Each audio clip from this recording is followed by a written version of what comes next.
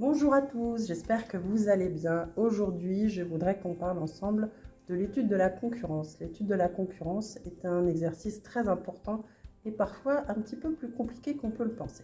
Comment faire mon étude de la concurrence? Nous allons voir ici un exemple que je vais vous donner et quelques idées générales de manière à pouvoir effectuer cette étude de manière simple et efficace. Mais qu'est-ce que ça veut dire exactement la concurrence? Est-ce que c'est un ennemi? Est-ce que c'est un ami? Ici, nous avons quelques définitions que vous pourrez peut-être regarder.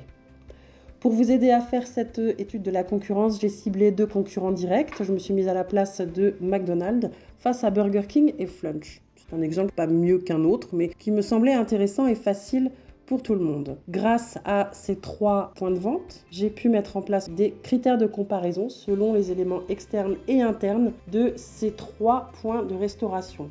Les éléments externes étant l'accessibilité, la vitrine, le parking. Les éléments internes étant la qualité des produits, l'amabilité des vendeurs, etc. Une fois que tout cela a été fait, nous allons devoir définir ici un scénario. Première étape, il faut briefer les clients mystères. Deuxième étape, il va falloir faire les visites des unités commerciales. Et troisième étape, récolter les tableaux de critères remplis pour pouvoir en fait effectuer ensuite une synthèse. Qui vont être ces clients mystères? Il faudra faire une sorte de casting avec 3 personnalités différentes, 3 profils différents qui vont chacun leur tour faire une visite de ces unités commerciales pour pouvoir donner leur point de vue et remplir le tableau de critères de notation.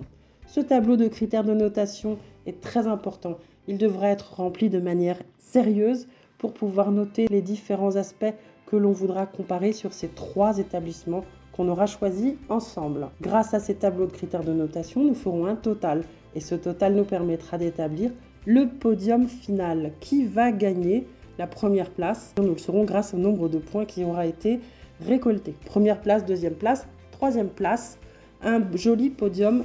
Grâce à ce classement et aux points qui auront été récoltés, nous allons pouvoir ensuite établir un plan d'action d'amélioration. Qu'est-ce que c'est qu'un plan d'action d'amélioration?